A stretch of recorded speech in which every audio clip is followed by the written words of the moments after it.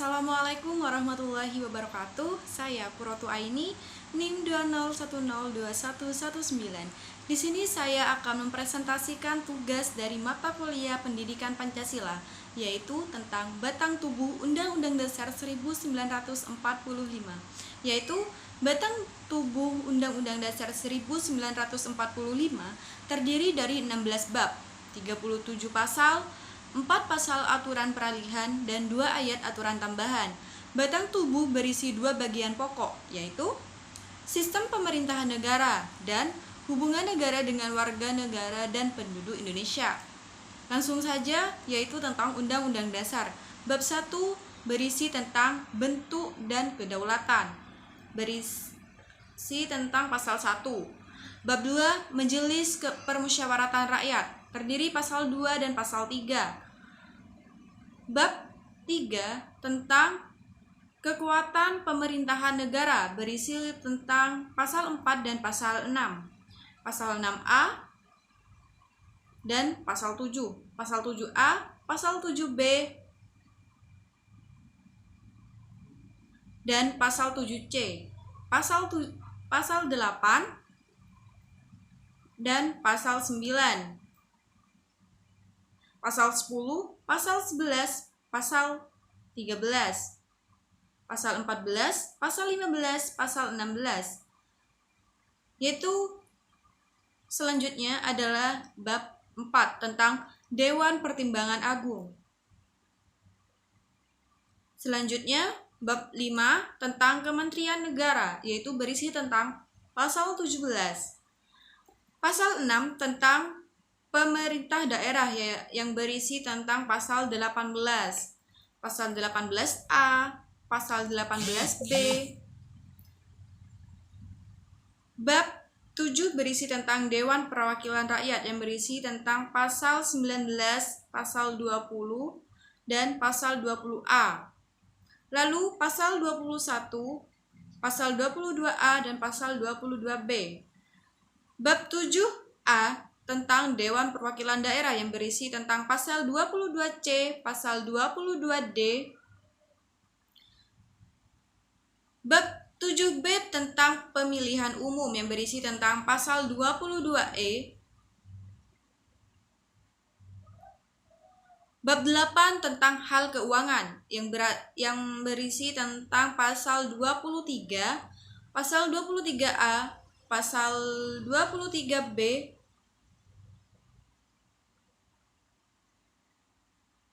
dan pasal 23C serta pasal 23D. Bab 8A tentang Badan Pemeriksa Keuangan, yang berisi tentang pasal 23E, 23F, pasal 23G. Bab 9 berisi tentang kekuasaan kehakiman, yang berisi pasal 24, 24A, dan 24B, 24C, serta pasal 25.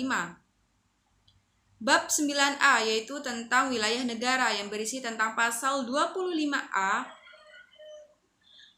Bab 10 berisi tentang warga negara dan penduduk, yang berisi tentang pasal 26 dan pasal 27 serta pasal 28. Bab 10A berisi tentang hak asasi manusia, yang terdiri dari pasal 28A, pasal 28B, dan pasal 28C, serta pasal 28D, pasal 28E, pasal 28F, pasal 28G, pasal 28H, serta pasal 28I, pasal 28J.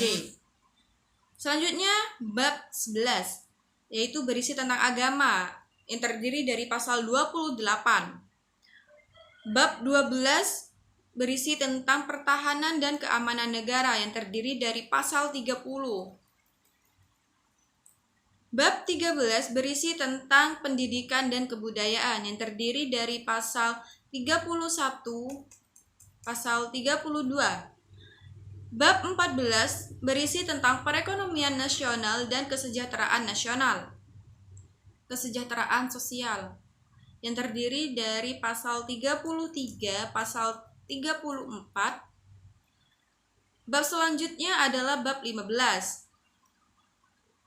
yang berisi tentang bendera, bahasa, dan lambang negara, serta lagu kebangsaan, yang terdiri dari pasal 35, pasal 36, pasal 36A, pasal 36B, pasal 36C. Yang terakhir adalah bab ke-16 yang berisi tentang perubahan Undang-Undang Dasar yang terdiri dari pasal 37.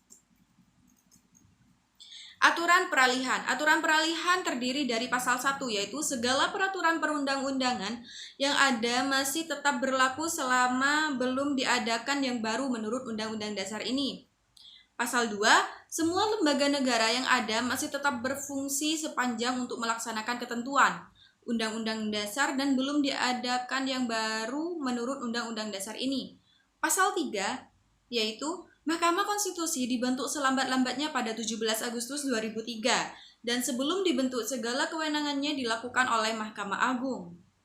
Aturan tambahan terdiri dari pasal 1 yaitu Majelis Permusyawaratan Rakyat ditugasi untuk melakukan peninjauan terhadap materi dan status hukum ketetapan Majelis Permusyawaratan Rakyat sementara dan ketetapan Majelis Permusyawaratan Rakyat untuk diambil putusan pada sidang Majelis Permusyawaratan Rakyat tahun 2003. Pasal 2 berisi tentang dengan ditetapkannya perubahan Undang-Undang Dasar ini, Undang-Undang Dasar Negara Republik Indonesia tahun 1945 terdiri atas pembukaan dan pasal-pasal.